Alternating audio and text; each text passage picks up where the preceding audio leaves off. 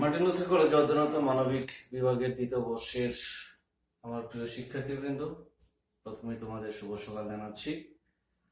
আজকে আমরা আমাদের অনলাইন ক্লাসে 15তম ক্লাসে পদার্পণ করতে যাচ্ছি। আমরা তৃতীয় অধ্যায়ে ছিলাম। তৃতীয় অধ্যায়ের মাঝামাঝিতে আমরা এখন আছি। আমরা আজকে যে বিষয় নিয়ে আলোচনা করব, বাংলাদেশের জনসংখ্যা সমস্যা মোকাবেলায় সমাজকর্মীর ভূমিকা। আমরা এই বিষয় নিয়ে আজকে আলোচনা করব। আমরা সবাই জানি যে আমাদের জনসংখ্যার সমস্যা হচ্ছে বাংলাদেশের 1 নম্বর সমস্যা বর্তমানে। তো জনসংখ্যার কারণে আমাদের অনেক ধরনের সমস্যা দেখা দিচ্ছে। তো এই জনসংখ্যাটা নিয়ন্ত্রণ করা অথবা জনসংখ্যা বৃদ্ধির যে ঊর্ধ্বগতি, এটাকে কমিয়ে নিয়ে আসার যে প্রচেষ্টা, সেই প্রচেষ্টা থেকেই আমরা চেষ্টা করছি কিভাবে আমরা এই জনসংখ্যাটাকে একটি কাম্য জনসংখ্যায় নিয়ে আসতে পারি। তো আমরা সবাই জানি যে আমরা সমাজকর্মীরা এই বিষয়গুলো নিয়ে মূলত কাজ করি। বাংলাদেশে অনেক এনজিও আছে, সরকারি এবং বেসরকারি। সেসব এনজিও গুলোতে মূলত আমরা কাজ করি, আমরা যারা এই বিষয়ের উপরে উচ্চতর ডিগ্রি অর্জন করি, অনার্স মাস্টার্স কমপ্লিট করি। তো আমরা যদি একটু পিছন দিকে ফিরে যাই, তাহলে দেখতে পারি যে আমাদের বাংলাদেশের অগ্রগতির পিছনে আমাদের এনজিও গুলোর যে অবদান, সে অবদানটা কোনোভাবেই অস্বীকার করা যায় না। স্বাধীনতা পরবর্তী সময় বাংলাদেশের যে পুনর্নির্মাণ অথবা বিধ্বস্ত বাংলাদেশকে আবার সুন্দর করে তৈরি করার পিছনে আমাদের বিভিন্ন এনজিও গুলোর ভূমিকা অনস্বীকার্য। বাংলাদেশে অনেক বড় বড় এনজিও গুলো আছে। তো দেশীয় এনজিওর পাশাপাশি অনেক আন্তর্জাতিক এনজিও আমাদের জন্য এসে অনেক সাহায্যের হাত বাড়িয়ে দিয়েছিল। তো সেই সব প্রতিষ্ঠানগুলোতে মূলত সমাজকর্মীরা কাজ করে। মূলত এনজিওতে যারা কাজ করে তাদেরকে সমাজকর্মী হিসাবে চিহ্নিত করা হয়ে থাকে। তো আমরা বাংলাদেশের সেই ধ্বংসযোগ্য অবস্থা থেকে সুন্দর অবস্থায় ফিরিয়ে নিয়ে আসার জন্য আমরা আমাদের বিভিন্ন ক্ষেত্রগুলোতে আমরা কাজ করেছি। আমাদের শিক্ষা, আমাদের স্বাস্থ্য, আমাদের পুষ্টি, আমাদের বিভিন্ন ধরনের যে সমস্যাগুলো ছিল, সেই সমস্যাগুলো কিভাবে দূর করা যায় এবং বাংলাদেশের সবকিছুকে একটি সুন্দর পরিবেশ দেওয়া যায়। তো সেই পরিপ্রেক্ষিতে যদি আমরা বলতে যাই, আমাদের সমাজকর্মীদের অবদানও কোনোভাবেই অস্বীকার করা যায় না।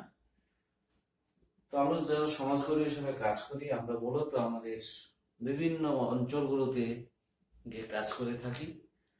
তো মূলত যেসব অঞ্চলগুলোতে শিক্ষার আলো, আধুনিক বিভিন্ন সুযোগ সুবিধা, সচেতনতা এগুলো পৌঁছায় নাই, তো সেইখান অথবা সেই সব অঞ্চলগুলোতে যেখানে সবসময় অন্ধবিশ্বাস, কুসংস্কার অথবা এরকম আর অনেক ধরনের সমস্যায় অঞ্চলের মানুষগুলো আষ্টে পৃষ্ঠে জড়িত থাকে, তো সেসব অঞ্চলগুলোতে গিয়ে আমরা চেষ্টা করি তাদেরকে সচেতন হিসেবে গড়ে তোলার জন্য এবং তাদের ভিতরে যে অন্ধবিশ্বাস, কুসংস্কার গুলো আছে সেসব গুলো দূর করে তাদেরকে সুন্দর বাস্তবসম্মত যে জ্ঞানগুলো আছে সেই জ্ঞানগুলো প্রদান করা যায়। তো একটা সময় দেখা যেত যে আমাদের গ্রামাঞ্চলগুলোতে প্রচুর পরিমাণে সন্তান জন্মগ্রহণ করত এবং এই জন্মগ্রহণের হার এত বেশি ছিল, যার কারণে বাংলাদেশের বর্তমান যে জনসংখ্যা সেটা আরো অনেক বেশি বেড়ে যায়। 1971 সালে বাংলাদেশের জনসংখ্যা ছিল মাত্র 7 কোটি। তো আজকে 50 বছর পরে এই জনসংখ্যাটা হয়ে গেছে দ্বিগুণেরও বেশি। 2011 সালের আদমশুমারি অনুযায়ী আমাদের বাংলাদেশের জনসংখ্যা ছিল 14 কোটির উপরে। তো পরবর্তী আদমশুমারি যখন হবে তখন হয়তো এটা গিয়ে 20 কোটিতে দাঁড়াতে পারে।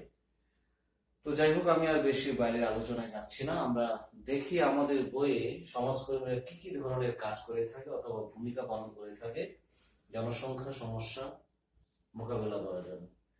বাল্যবিবাহ রোধে সচেতনতা সৃষ্টি করা। একটা সময় বাংলাদেশে প্রচুর পরিমাণে বাল্যবিবাহ হতো এবং এই বাল্যবিবাহের কারণে অনেক সন্তানাদি জন্মগ্রহণ করতো এবং জনসংখ্যা বৃদ্ধির অন্যতম একটি কারণ ছিল বাল্যবিবাহ। তো আমরা যারা এই বিষয়গুলো সম্পর্কে কাজ করি, আমরা প্রতিনিয়তই দেখতাম যে আমাদের সমাজ ব্যবস্থায় মেয়ে শিশুদেরকে তেমন মূল্যায়ন করা হতো না, গুরুত্ব দেওয়া হতো না, অথবা তাদের পিছনে পরিবার তেমন ভাবে কোনো কিছুতে ব্যয় অথবা খরচ করতে চাইতো না। তারা সবসময় চিন্তা করতো যে মেয়েরা তো অন্যের ঘরে চলে যাবে, তো তার জন্য এত খরচ করে কি হবে।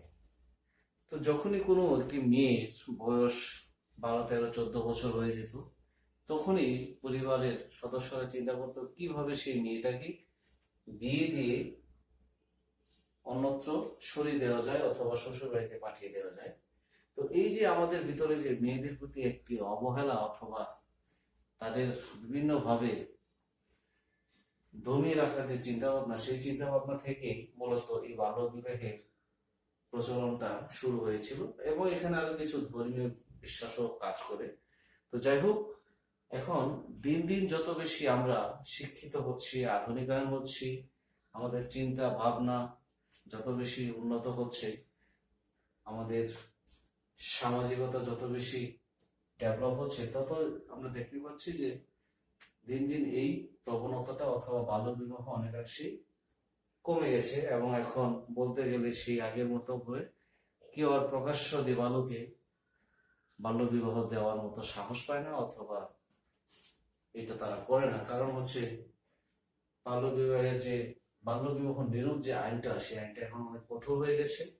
কেউ যদি স্বইচ্ছায় অথবা জেনে শুনে নিজের মেয়েকে অথবা পরিবারের কোনো সদস্যকে যদি বাল্য বিবাহ দিয়ে থাকে, তাহলে আইনের মাধ্যমে তাকে কঠোর শাস্তি বিধান রাখা হয়েছে অথবা করা হয়েছে, যার কারণে এখন সবাই ভয়ে এখন আর আগের মতো করে এই বিষয়টাকে তেমন ভাবে জনসম্মুখে নিয়ে আসতে চাচ্ছে না, অথবা অনেকাংশে কমে গেছে। তো যাই হোক, এই বাল্য বিবাহ রোধে আমরা প্রথম দিকে অনেক স্ট্রাগল করেছি। আমরা চেষ্টা করেছি পরিবারের সদস্যদেরকে বোঝাতে, মা বাবাকে বোঝাতে যে ছেলে মেয়ে সবাইকে সমান গুরুত্ব দিতে হবে, সবাইকে সমানভাবে তার সুযোগ সুবিধা দিতে হবে। মেয়েরা পরিবারের দায়িত্ব গ্রহণ করতে পারে, অথবা মেয়েরাও পরিবারে বিভিন্ন ধরনের অর্থনৈতিক ভূমিকা রাখতে পারে যদি তারা সেইভাবে দক্ষ যোগ্য হিসেবে গড়ে তোলে অথবা গড়ে ওঠে। তো এইভাবে ধীরে ধীরে এখন দেখা যাচ্ছে যে এখন আমাদের চিন্তা ভাবনা অনেক পরিবর্তন চলে আসছে। এখন আমরা মেয়েদেরকেও ছেলেদের মতো করেই বেড়ে ওঠার ক্ষেত্রে সহায়তা করছি, অথবা তাদেরকে বিভিন্ন ভাবে আমরা শিক্ষায় দীক্ষায় সামনের দিকে এগিয়ে নিয়ে যাওয়ার জন্য অনেক ধরনের সাপোর্ট দিচ্ছি, সেটা পারিবারিক ভাবে হোক, সরকারি ভাবে হোক, অথবা অনেক ক্ষেত্রে আমরা দেখতে পারি যে এখন বর্তমানে মেয়েরাই ছেলেদের থেকে সব দিক দিয়ে এগিয়ে যাচ্ছে, শিক্ষার দিক দিয়ে, বিভিন্ন কর্মক্ষেত্রেও তাদের দক্ষতা এবং নৈপুণ্যতার দিক দিয়ে। তো এইগুলোর পিছনে আমাদের সমাজকর্মীরা অনেক নিরলস ভাবে কাজ করে গেছে, এবং সেই কাজেরই একটি ফল হচ্ছে যে এখন আমাদের বাল্য বিবাহ অনেক কমে গেছে, আগের মতো সেই প্রচলনটা এখন নাই বলেই চলে। তো কৃষি নির্ভরশীলতা হ্রাসকরণ, আমাদের বাংলাদেশের 80% মানুষ কৃষির উপর নির্ভরশীল, যার কারণে কৃষি কাজ করার জন্য অনেক জনবল অথবা অনেক মানুষের প্রয়োজন হয়। তো সেই সব কারণে অনেকেই প্রচুর পরিমাণে সন্তান প্রত্যাশা করে থাকে, যেন তাকে তার কৃষি কাজে তার ছেলে মেয়েরা সাহায্য সহযোগিতা করতে পারে, যেন তার লেবার খরচ অথবা কৃষি কাজের যে ব্যয়ভারটা সেটা যেন অনেকাংশে কমে যায়। কিন্তু আমরা যদি কৃষির উপর নির্ভরশীলতা কমাতে পারি, অথবা কৃষিকে যদি আধুনিকায়ন করতে পারি, তাহলে আমাদের এই চিন্তা ভাবনা অথবা প্রবণতাটা অনেকাংশেই কমে যাবে। তো যাই হোক, আমাদের সমাজকর্মীরা যে কাজটা করছে কৃষির উপর নির্ভরশীলতা কমানোর জন্য, কৃষির পাশাপাশি আরো অন্যান্য যে অর্থনৈতিক কাজগুলো আছে অথবা অর্থের উপার্জনের ক্ষেত্র আছে, সেই ক্ষেত্রগুলোতে বিভিন্নভাবে সেসব মানুষগুলোকে উদ্বুদ্ধ করছে, এবং এতে করে তাদের এই যে অধিক সন্তান নেওয়ার প্রবণতা সেটা অনেকাংশে কমে যাচ্ছে। পরিবার পরিকল্পনা উৎসাহ প্রদান, আমাদের বাংলাদেশের অধিকাংশ স্বামী স্ত্রীরা, নরনারীরা পরিবার পরিকল্পনা পদ্ধতিগুলো সহজে গ্রহণ করতে চায় না, অথবা বিভিন্ন ভাবে তারা এই পদ্ধতিগুলো নিতে অনাগ্রহ প্রকাশ করে। তো আমরা যদি ব্যাপকভাবে পরিবার পরিকল্পনা গ্রহণ করার উৎসাহ দিতে পারি অথবা তাদেরকে সচেতন করতে পারি, তাহলে আমাদের জনসংখ্যা নিয়ন্ত্রণটা অনেকাংশে কমে যাবে। বিভিন্ন এনজিও গুলো যে কোর প্রজেক্ট নিয়ে কাজ করে, সে অন্যতম একটি কাজ হচ্ছে পরিবার পরিকল্পনা। তো এই পরিবার পরিকল্পনায় আমরা দেখতে পারি যে সমাজকর্মীরা প্রত্যন্ত অঞ্চলগুলোতে গিয়ে স্বামী স্ত্রীকে বোঝায়, তাদেরকে বিভিন্নভাবে পরিবার পরিকল্পনা গ্রহণের যে সুবিধাগুলো আছে সেই সুবিধাগুলো তাদেরকে বিভিন্নভাবে বোঝানোর পরে তাদের ভিতরে একটা সচেতনতা তৈরি হয়। তারপরে দেখা যাচ্ছে যে তাদের এই পরিবার পরিকল্পনা গ্রহণের কারণে তাদের সন্তান জন্মদানের যে প্রবণতা সেটা কমে যায় অথবা তারা নিয়ন্ত্রণে নিয়ে আসতে পারে। তো এইভাবে আমরা যদি বাংলাদেশের প্রতিটা মানুষকে এই বিষয় সম্পর্কে সচেতন করতে পারি, তাহলে আমাদের জনসংখ্যা নিয়ন্ত্রণটা অনেকটাই সম্ভব হবে। তো যাই হোক, এবার আমরা আসি নারী শিক্ষার প্রসার। তো আমাদের বাংলাদেশের অধিকাংশ নারীরাই শিক্ষা থেকে বঞ্চিত অথবা সেইভাবে তাদেরকে শিক্ষিত হিসেবে গড়ে তোলার কোনো ধরনের সুযোগ সুবিধা রাখা হয় না। বিশেষ করে আমাদের সমাজ ব্যবস্থায় নারীরা অনেকাংশেই এই সুযোগ সুবিধা থেকে বঞ্চিত। তো নারীদেরকে যত বেশি শিক্ষিত করা যাবে, যত বেশি তাদেরকে বহির্মুখী করা যাবে, যত বেশি তাদেরকে বিভিন্ন কর্মক্ষেত্রে নিয়োজিত করা যাবে, তত বেশি তাদের ভিতরে স্বাবলম্বিতা, সচেতনতা, পরনির্ভরশীলতা বাদ দিয়ে নিজের উপর একটা আত্মবিশ্বাস, সেই আত্মবিশ্বাসটা সে নিয়ে তার জীবন নির্ধারণ করতে পারবে। যার কারণে আমরা এখন দেখতে পাচ্ছি যে অনেক স্বাবলম্বী নারীরা এখন পরিবারের প্রধান চালিকা শক্তি হিসাবে পরিবারের দায়িত্ব গ্রহণ করছে অথবা পরিবারকে ভরণ পোষণে অনেক অর্থনৈতিকভাবে সাপোর্ট দিচ্ছে। তো নারী শিক্ষাটা যত বেশি প্রসারিত হবে, পুরুষের মতো যদি নারীরাও সমান সুযোগ সুবিধা পায়, তাহলে নারীদের যে দক্ষতা এবং নৈপুণ্যতা গুলো, এইগুলোর মাধ্যমে পরিবারের, সমাজের, রাষ্ট্রেরও অনেক উন্নতি হবে অথবা অনেক গুরুত্বপূর্ণ ভূমিকা রাখতে হবে। এটার জন্য বাংলাদেশ সরকার নারী শিক্ষার প্রসারতার জন্য সরকারিভাবে বিভিন্ন ধরনের পদক্ষেপ, পরিকল্পনা গ্রহণ করছে। নারীদেরকে বিভিন্ন ধরনের উপবৃত্তি দেওয়া হচ্ছে। নারীদেরকে বিভিন্নভাবে শিক্ষার প্রতি আগ্রহ তৈরি করার জন্য পরিবার এবং সমাজকে বিভিন্ন ধরনের সুযোগ সুবিধা প্রদান করার মাধ্যমে নারীদের কর্মক্ষেত্রে, নারীদের জন্য কোঠা ব্যবস্থার মাধ্যমে বিভিন্ন সরকারি চাকরিগুলোতে সুযোগ সুবিধা প্রদান করে এখন অনেক পরিবারের মা বাবারা চাচ্ছে তাদের মেয়েরা পড়াশোনা করুক, ভালোভাবে পড়াশোনা শেষ করে সরকারি চাকরিতে প্রবেশ করুক, পরিবারের দায়িত্ব গ্রহণ করুক। তো একটা সময় যখন আমরা কোনো ছেলের জন্য বউ খুঁজতে যেতাম, তখন আমরা বলতাম যে মেয়ে পড়াশোনা করেছে, শিক্ষিত হয়েছে, ভালো কথা, কিন্তু বিয়ের পরে সে ঘরের কাজ করবে, পরিবারকে সময় দেবে, ছেলে মেয়েকে লালন পালন করবে। তো এই যে তার যে শিক্ষাটা, সেই শিক্ষাটা গ্রহণ করার পরেও সে সেটাকে প্রকাশ করার সুযোগ পেত না। কিন্তু সময় পাল্টানোর সাথে সাথে অথবা পরিবর্তন হওয়ার পর এখন সবাই চিন্তা করে যে মেয়ে কি করে, মেয়ের কি সরকারি চাকরি আছে, অথবা যেসব মেয়েদের সরকারি চাকরি থাকে অথবা সরকারি চাকরিরত, সেসব মেয়েদের বিবাহের ক্ষেত্রে এখন ডিমান্ডটা অনেক বেশি হয়ে গেছে। তো এইভাবে আমরা এই যে পরিবর্তন, এই পরিবর্তনটা আসার পিছনে শিক্ষার অন্যতম একটি অবদান আছে। কারণ আমরা জানি যে যত বেশি সে শিক্ষা গ্রহণ করে নারীরা, তত বেশি সে ভিতরে এবং বাইরে সে গুরুত্বপূর্ণ ভূমিকা পালন করতে পারে। তো শিশু পরিচর্যা সংক্রান্ত তথ্য প্রদান।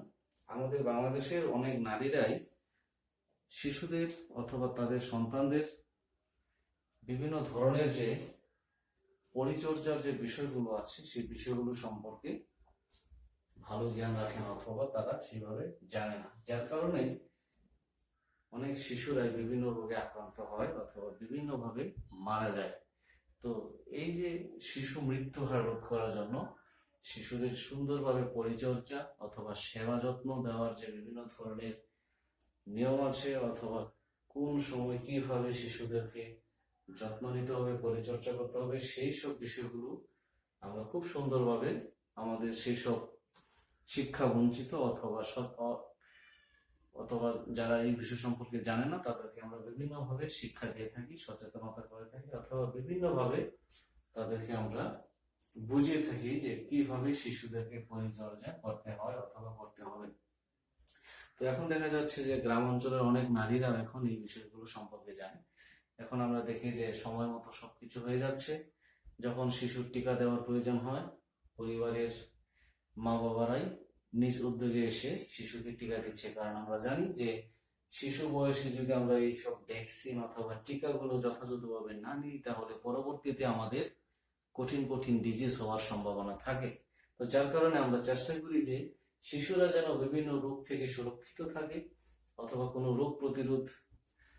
রোগ যেন তাদেরকে আক্রমণ করতে না পারে, তার জন্য বিভিন্ন ধরনের পদক্ষেপ আমরা এখন থেকে পূর্ব থেকে গ্রহণ করে থাকি। এভাবে আমরা সমাজকর্মীরা আমাদের শিশু মৃত্যু হার রোধে অনেক গুরুত্বপূর্ণ অবদান রাখছে। বিনোদনমূলক ব্যবস্থার ভূমিকা। আমাদের বাংলাদেশে বিনোদনের ক্ষেত্র খুবই স্বল্প, যার কারণে সবার পক্ষে বিনোদন অথবা পরিবারকে নিয়ে অবকাশ যাপন অথবা পরিবারকে নিয়ে ঘোরাঘুরির সেই সুযোগটা পায় না। যার কারণে পরিবারের ভিতরেই তারা বিভিন্ন ধরনের বিনোদনমূলক কাজ করে থাকে, অথবা স্বামী স্ত্রীরা তাদের নিজেদের মধ্যে যে শারীরিক সম্পর্ক, সেই সম্পর্কের মাধ্যমে তারা তাদের বিনোদন গুলো করে থাকে। যার কারণে আমরা দেখতে পারি যে আমাদের প্রচুর পরিমাণে সন্তান জন্মগ্রহণ করে থাকে।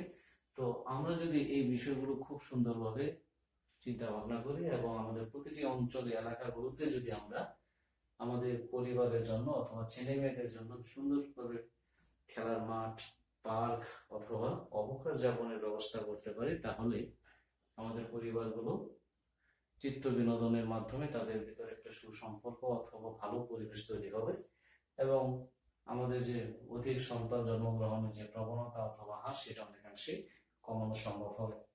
জন্ম নিয়ন্ত্রণ ও সরঞ্জামাদি সহজলভ্যতা নিশ্চিত করুন।